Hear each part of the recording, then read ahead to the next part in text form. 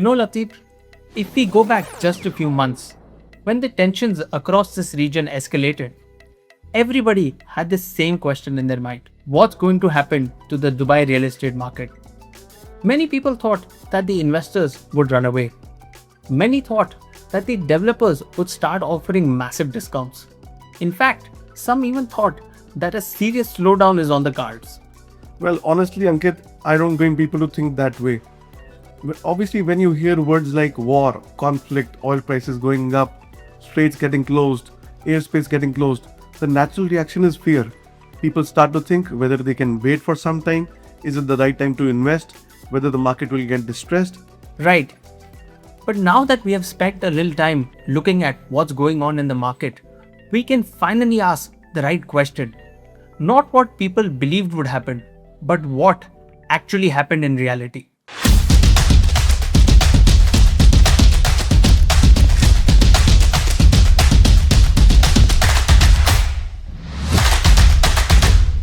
Welcome back, everyone. My name is Lovedeep Singh. And I am Ankit Panjwani, and we are the Dubai Luxury Realty Duo. Today, we're going to discuss a topic that has been there on everybody's mind for the last few months. Has the conflict really affected the Dubai real estate market? And more importantly, what does the data tell us? Because this isn't going to be a video where we say everything is going perfect or everything is terrible. The truth lies somewhere in between. We'll see how the markets reacted, what was the developers' behavior, what was the government actions, and what are the best investors, the biggest investors in the world doing with their money. Let's go back to the beginning. When the conflict escalated, there was a lot of uncertainty all around. Airline operations were impacted, the tourism sentiment weakened, and the investors started panicking. And rightfully so, everybody started asking some very serious questions. And that's perfectly normal. Uncertainty affects psychology more than anything. People begin to wonder whether they should postpone their decision to travel and to invest. Not that they are not interested in Dubai anymore, just because they want some more clarity. Absolutely. And if you look back at those times, there were several theories that were floating around. The developers will panic.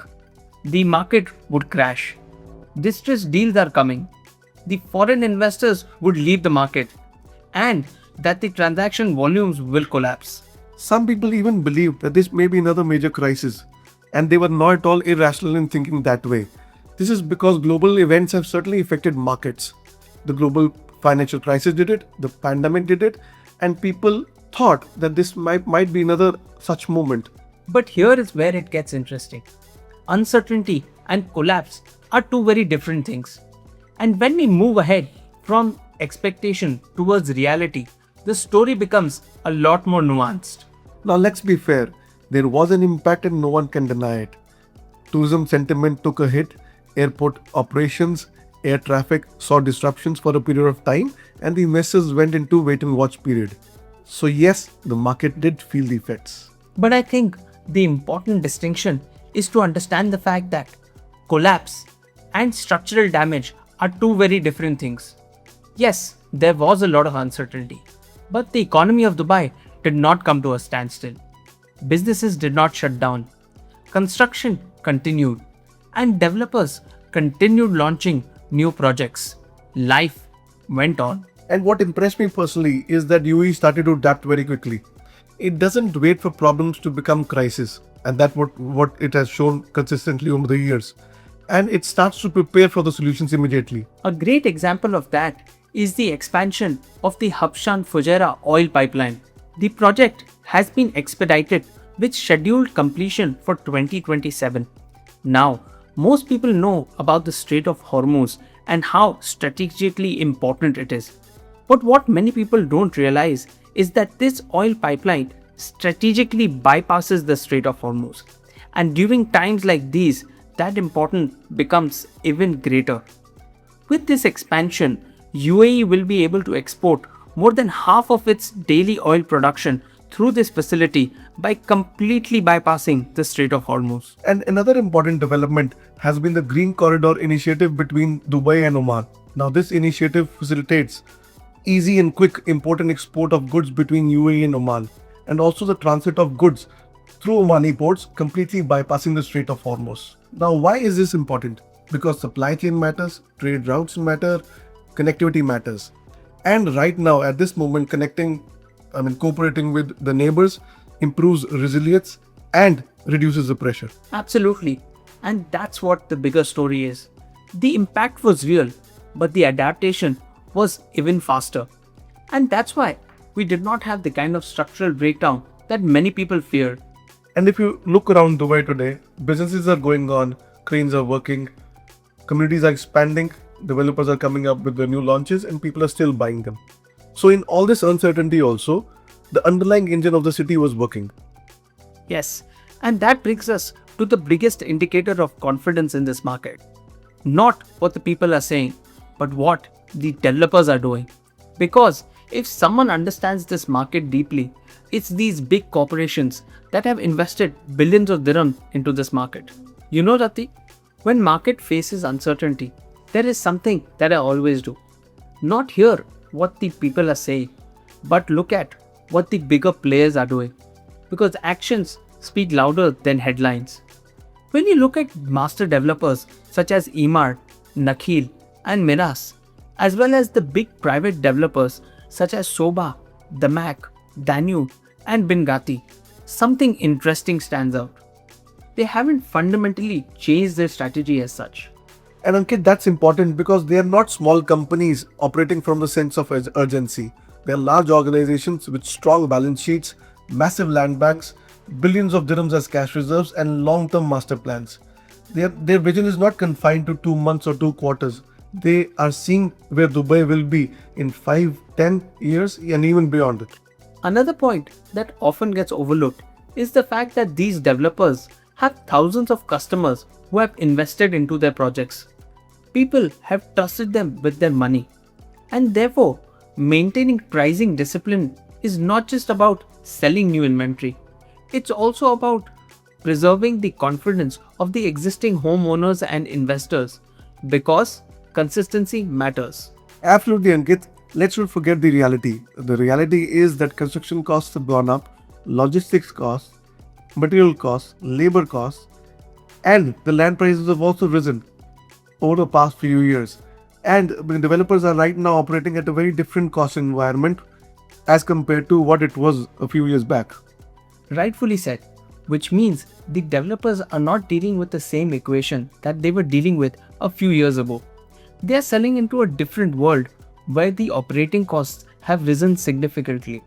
And that's why this notion that all the developers will slash prices doesn't match the reality sometimes. And ultimately, conflict cycles are temporary, growth cycles are long term. Think about it.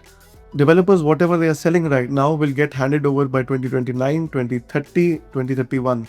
Developers are planning communities for decades. They are not reacting to headlines that might affect news cycle for a few weeks or months. In fact, here is a real example. Recently, Nakhil awarded contracts worth approximately 3.5 billion dirhams for the construction of 554 villas on the Palm Jebel Ali. Miras also awarded contracts worth 2.4 billion dirhams for the construction of new villa phases in the Acres project.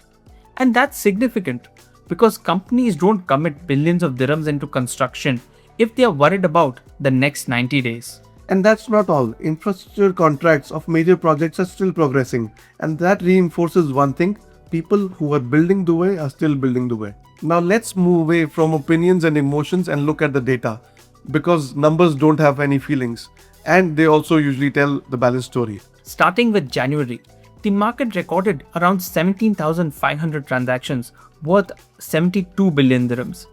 February came in with just over 17,000 transactions at about 60 billion dirhams.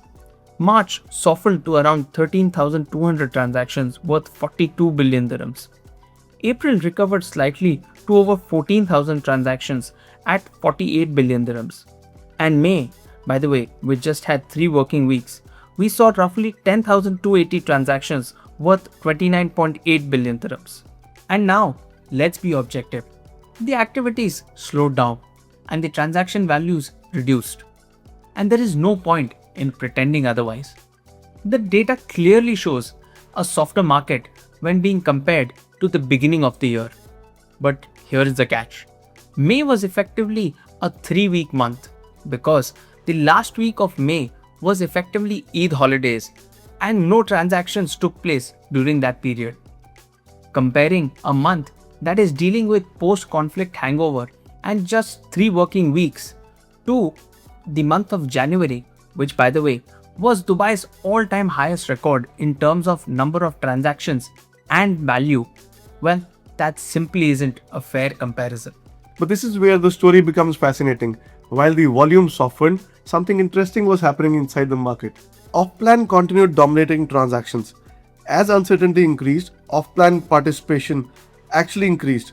By May, nearly 74% of all transactions were off-plan. Now think about what that means. These are not buyers purchasing something for tomorrow.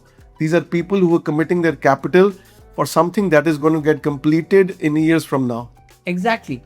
That means that the homes that people are buying today will be delivered to them in 2029, 2030 and 31.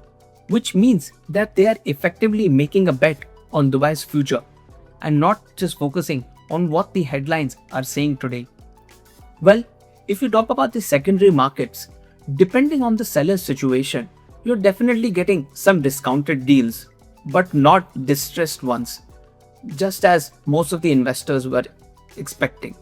And one needs to understand there is a clear difference between distressed deals and discounted deals, which also means that most sellers are actually holding on to their inventory because they believe in the long-term performance of the Dubai real estate market. Yes, and whatever data suggests till now is that there is not panic, there is caution, and alongside that caution, there is still a confidence. Which brings us to something even more interesting. While the retail investors were busy thinking whether they should wait it out or not, the world's largest institutional investors were busy writing checks worth millions and even billions of dollars. And that's where the story becomes even more fascinating.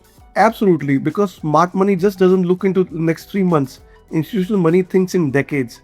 And if you start following where the money is going, you will see how largest investors in the world, some of the largest investors in the world are looking at the UAE. Few weeks ago, BlackRock's GIP, ADNOC and Singapore's Temasek committed around $30 billion towards infrastructure opportunities in the UAE and across the Gulf region.